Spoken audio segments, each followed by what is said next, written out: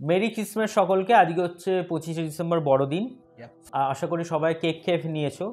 আর যারা যারা এখন কেক খাচ্ছ তারা আমাদের এই ভিডিওটা দেখতে দেখতে কেকটা খাও, সাথে 1 কাপ কফি অবশ্যই মাস্ট, এবং তার সাথে ডাঙ্কি রিভিউ। তো শুরু হচ্ছে আজকে রিভিউ।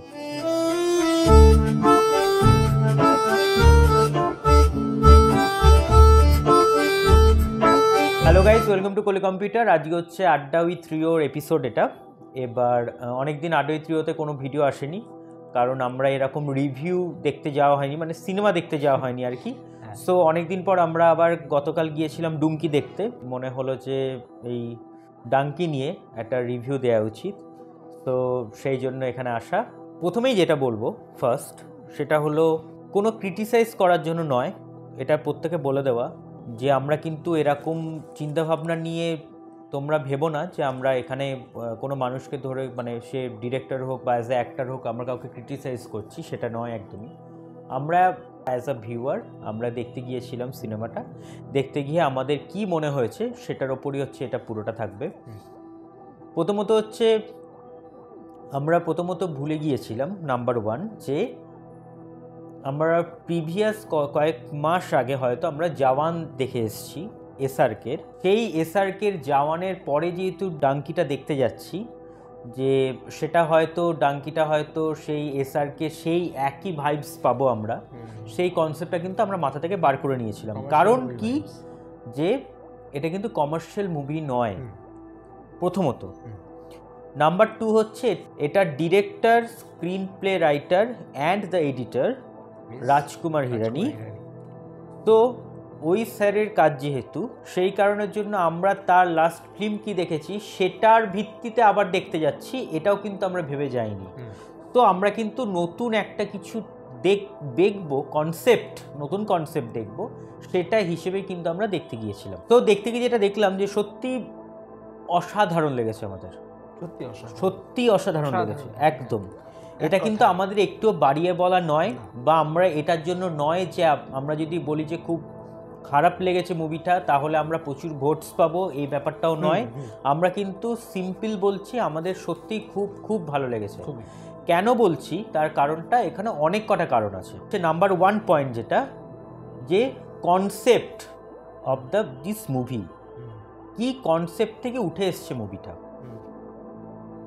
এই কনসেপ্টটা যেটা এসছে বেসিক্যালি, যে সত্যি আগেকার দিনে মানুষদের, মানে যারা ছিলেন আর কি 70s 80s ওই টাইমে বা 90sেও, তখনকার দিনে মানুষদের কি হতো, যাদের কাছে ইংলিশটা একটা কিন্তু অনেক বড় ব্যাপার, মানে ইংলিশে কথা বলতে পারা বা একদম টাফ থিং একটা, মানে এখনকার যেরকম যে ওরা যেমন এখন থেকে ইংলিশ মিডিয়ামের স্টুডেন্ট, ওরা ইংলিশে যতটা ফ্লুয়েন্সি কথা বলতে পারে, সেটা কিন্তু তখনকার দিনের লোকেদের পক্ষে বা এখনকারও মানুষদের পক্ষে অনেকে আছে যারা কিন্তু সেই ফ্লুয়েন্সিতে কথা বলতে পারে না।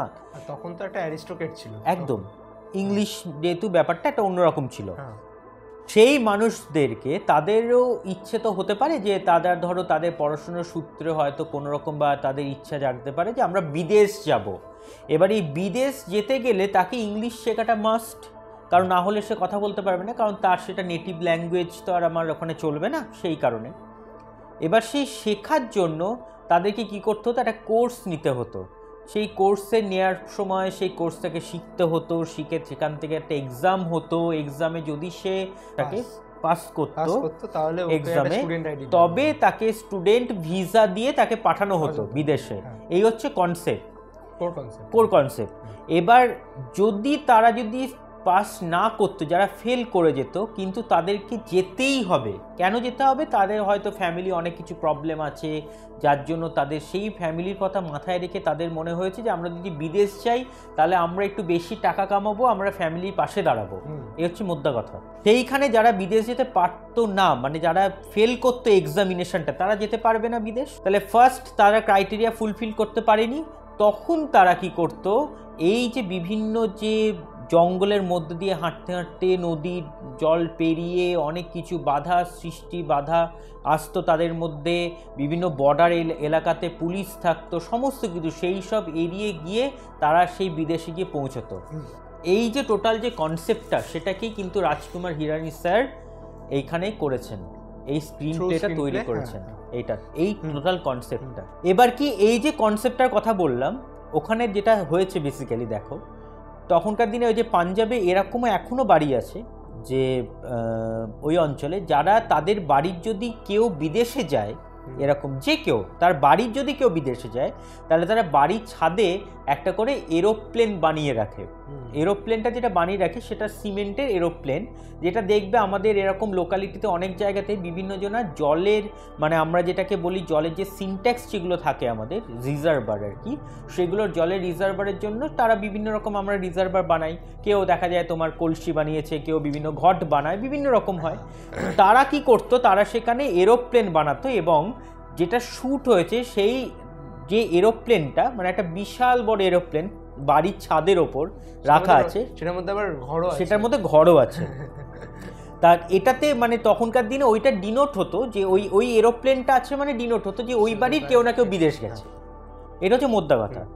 এবার এই যে টোটাল যে কনসেপ্টটার কথা বললাম সত্যি আমাদের ভীষণ ভালো লেগেছে, কারণ এসআরকে স্যারের অভিনয় তো অসাধারণ। বাকি যারা ছিলেন আর কি কো অ্যাক্টরস যারা ছিলেন প্রত্যেকে কিন্তু অসাধারণ অভিনয় করেছেন, এমন হাসিয়েছেন মানে এই রকম যে হাসা যেরকম হয়েছে আমাদের ওখানে ফার্স্ট হাফটাতে প্রচণ্ড হাসা হয়েছে, মানে এত কমেডি আছে পার্টসে যে ভীষণ হাসা হয়েছে। এবং তারপরে কিছু কিছু জায়গাতে আস্তে আস্তে সেটা মোটামুটি একটুখানি কান্নার দিকেও গেছে আর কি, যে মানে হাসি কান্না মিলিয়ে সিনেমাটা। যেহেতু রাজকুমার হিরানি স্যার মানে যেটা ফলো করে যে ও আমাকে বলছিল যে ও এলসিডি রুল ফলো করে, ইয়েস। এবার সেই কারণের জন্য এই যে কনসেপ্টটা মানে সেখানে একটু হাসি থাকবে, একটু কান্না থাকবে, একটু এই যে ড্রামা যে ব্যাপারটা এটাও থাকবে, সব মিক্সড করে একটা কনসেপ্ট থাকবে, সেটা কিন্তু এখানে রাখা হয়েছে। মানে সিনগুলোতে এমনভাবে দেখে মানে যে কোনো স্ক্রিন প্লে সিন যদি হয় মানে রাজকুমার হিরানি স্যার কি করে অলওয়েজ থিংস লাইক আইদার লাভ হবে, আইদার ক্রাই হবে আর আইদার ড্রামা, এই তিনটে সিনের উপর most of the film best করা। এবার আমার যেখানে এখানে একটা খটকা লেগেছে মানে আমার পার্সোনালি, সেটা হচ্ছে আমার মনে হয় ডাঙ্কিতে একটা স্ক্রিন প্লে ইস্যু না, স্ক্রিন প্লের মধ্যে কমেডি পার্টটা মনে হয় বেশি ছিল মানে লাভ পার্টটা অনেকটা ক্রাইয়ের মধ্যে, যেটা 3 ইডিয়টস মানে কম্প্যারিজনে আসছি না, বাট 3 ইডিয়টস এর যদি তুমি দেখো 3 ইডিয়টস এর সিনের মধ্যে মানে যখন কান্নার সিনটার মধ্যে সেই সিনে যেমন স্যার বলছিল যে ওখানে কিন্তু বললো যে পোস্টকার্ড কেনার যে ডায়লগটা ছিল পোস্টকার্ডকে ভেজুকা, মানে ওর পরেও কিন্তু একটা ক্রাইয়ের একটা অ্যাটমসফিয়ার জন্মেছিল, কিন্তু এখানে মনে হয় ক্রাইয়ের অ্যাটমসফিয়ারটা ওরা ভেঙে দিল, সেই জন্য লাভটাই বেশি আসছিল। ক্রাইটা টাচ করেছে ইন্টারমিশনের পর হালকা টাচ করেছে, এন্ড গানগুলো যেভাবে বসিয়েছে স্ক্রিন প্লের সাথে অসাধারণ, মানে ওটা কান্নার জন্য বানিয়েছে একদম, কিন্তু আফটার আ পয়েন্ট আমার মনে হয় লাভটা একটু বেশি গেছে, কিন্তু সেটা রাজকুমার হিরানি স্যার তো ম্যানেজ করে দিয়েছে। হ্যাঁ মানে লাস্ট হাসাটার সাথে ক্রাইটাও যে মেনটেন করা যায় উনি দেখিয়েছেন সত্যি করা। এবং সিনেমাটা শেষ হচ্ছে একটা হাসি দিয়ে, হ্যাঁ মানে এন্ড একদম, যদি আমি এন্ডে চলে যাই তাহলে আমি সেটাও কিন্তু একটা হাসি দিয়েই শেষ হচ্ছে সেখানে। এবং সত্যি মানে আমার মনে হয়েছে যে এরকম একটা কনসেপ্টও যে সিনেমা বানানো যায়, মানে এরকম স্টোরি একদম অবভিয়াসলি, মানে কি করে তারা বিদেশে পৌঁছলো, তাদেরকে নিয়ে গেল, সেটাকে শাহরুখ স্যার অভিনয় করেছে যে কি করে তারা গেল, তাদেরকে নিয়ে গেল মানে এই ডাঙ্কি হিসেবে, মানে ওরকমভাবে পেরিয়ে বিভিন্ন জঙ্গল বিভিন্ন মরুভূমি পেরিয়ে তারা যেতে হচ্ছে তাদেরকে। এটা কিন্তু একটা সোশ্যাল ড্রামা, আমার মনে হয় যে সোশ্যাল ড্রামাই শুধু না, এখানে কিন্তু রাজু স্যার অনেক মানে ডিপেও গেছে একদম, মানে অ্যাকর্ডিংলি, কারণ স্ক্রিন প্লেতে কিন্তু যখন ওই সিনটা যায় ডাঙ্কি রুটে তখন কিন্তু উনি বুঝিয়েছেন যে একটা লোককে কতটা কি ফেস করতে হয়, যেমন একটা গার্লকে কি করে ফেস করতে হয়, বা যখন ওই ভিসা করতে যায় এই লোকজনের ভিসা অ্যাকসেপ্ট করা কিন্তু অ্যাকর্ডিং টু দ্য ওয়ার্ক হওয়া উচিত বা কর্মতে হওয়া উচিত, নট টু দ্য ল্যাঙ্গুয়েজ একটা ব্যারিয়ার যেন না আসে এই ভিসা করতে গেলে। এটা কিন্তু একটা আমাদের খুবই জানা উচিত, নট অনলি ইন্ডিয়ানস। ওই জন্য এটা আমি বলছি যে এটা ইন্ডিয়ার মুভি না, ইটস ফর দ্য ওয়ার্ল্ড। এবং ওখানে একটা ডায়লগও আছে এটা, যে যখন ইংরেজরা আমাদের এখানে এসেছিলেন তাদেরকে কিন্তু কোনোদিনই আমরা জানতে চাইনি যে তারা আমাদের ভাষাটা জানেন কিনা, এটা কিন্তু আমরা জানতে চাইনি, এটা কিন্তু রয়েছে সেখানে রিটেন একদম। তা সত্যিই তাই, মানে যখন ইংরেজরা এখানে শাসন করে গেছে পরপর, আমরা কিন্তু তাদের কাছে জানতে চাইনি, কিন্তু তাহলে আমরা যখন তাদের দেশে যাচ্ছি কেন আমরা আমাদের ভাষায় কথা বলতে পারবো না, তাদের ভাষাটাকে আমাদের শিখতে হবে, এইগুলো কিন্তু হচ্ছে একদম ব্যারিয়ার হয়ে থাকছে। এটা কিন্তু একটা ভীষণ বড় ল্যাঙ্গুয়েজ ব্যারিয়ার অনেকজনের কাছে এখন। একদম মানে ইংলিশ শেখাটা যে পাঞ্জাবে, মানে এখানে পাঞ্জাব দেখিয়েছি, এরকম কত জায়গা আছে, পাঞ্জাব গুজরাট অনেক জায়গা আছে, কিন্তু পাঞ্জাবের সাইডে যে ইংলিশ শেখাটা, ওই যে লোকজন ভাবে যে ইংলিশ শিখতে যাবো, তারাও যে একটা জায়গায় যাচ্ছে, যে বোমান ইরানির ক্যারেক্টারটা লাইক সেও কিন্তু ইংলিশ জানে না, কিন্তু যখন ভিকি আবার তাকে একটা এমন একটা কথা বলে যার বুকে গিয়ে লাগলো, সে আর কিছু না পেরে, স্টুডেন্ট ভিসা না পেরে কিন্তু ফাইনালি বললো যে ডাঙ্কি রুট যেতে। একদম, কারণ তিনিও জানতেন যে donkey route it's the toughest route যাওয়ার জন্য, কারণ ওখানে হাজার হাজার মানুষ মারা যায়, আর ওখানে অনেক কিছু ফেস করতে, মানে এরকমও ওখানে দেখানো হয়েছে, এগুলো কিন্তু রিয়েল ঘটনা, যে মানুষগুলো এরকম ডাঙ্কি রুটে যেতে গিয়ে তারা মারা যায় পর্যন্ত, হারিয়ে যায়, মারা যায়, মিসিং চলে যায়। ইভেন যারা কষ্ট করে যাচ্ছে তাদেরকে নিয়ে যাওয়া হয়, ধরো একটা আমাদের বাড়ির যেমন বিছানায় গদি থাকে, সেই গদির মধ্যে চাকু দিয়ে কেটে তার মধ্যে মানুষটাকে পুড়ে, যেখানে তুলো থাকে সেইখানে মানুষকে পুড়ে সেইটাকে গদি হিসেবে নিয়ে গিয়ে ডেলিভারি দেওয়া হচ্ছে, তারপরে গদি থেকে কেটে সেই মানুষটা বেরোচ্ছে, সেই মানুষটা আইদার মরে যেতে পারে অথবা কেউ হতে পারে বেঁচে থাকতে পারে, সেই কনসেপ্টও কিন্তু এখানে দেখানো হয়েছে। তো মানে এটা একটা ভীষণই মানে একটা বড় টপিকস আর কি এইটাই, এই ডাঙ্কি সিনেমার।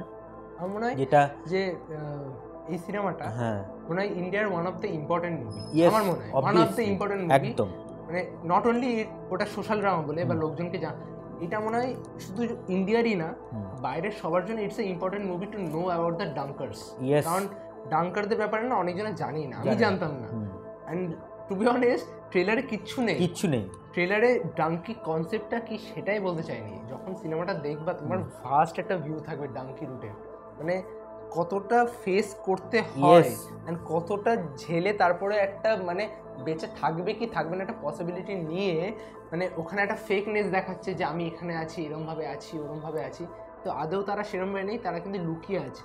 সেই জিনিসটা আমার মনে হয় এটা it's a very important film, very important film, এবং তোমাদের কিন্তু প্রত্যেকের এটা দেখা উচিত। তোমরা দয়া করে এসব রিভিউ মানে বিশ্বাস না করে বা না এড়িয়ে, বিশ্বাস না করে মুভির উপর বিশ্বাস করো, ইয়েস, মুভির কনসেপ্টের উপর বিশ্বাস করো, একটু বিশ্বাস করে দেখো যে তোমরা এটা।